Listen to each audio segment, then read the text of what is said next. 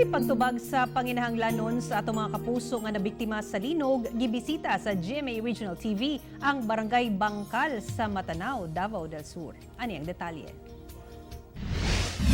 Wala kapugong ang pagdaot sa panahon. Madala lang ang tabang para sa atong mga kapuso sa Barangay Bangkal sa Matanao, Davao del Sur nga naigo sa 6.9 nga linog nitong Disyembre 15.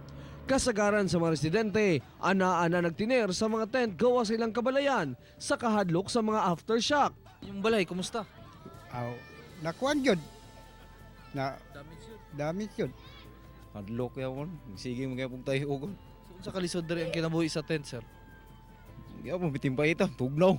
Sa upat kadagkong linog nga ilang nasinati, wala pa kuno sila natunulan og hinabang. Wala gyapon kopat kalinog na diri karon pa jud pasalamat may kanaabot mo.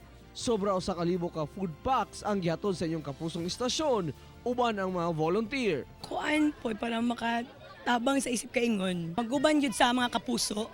Nahimong posible ang maong relief operation sa tabang sa The Church of Jesus Christ of Latter-day Saints. Kauban si Joe Pascual sa kamera. Ako, si Real Soroche para sa One Mindanao.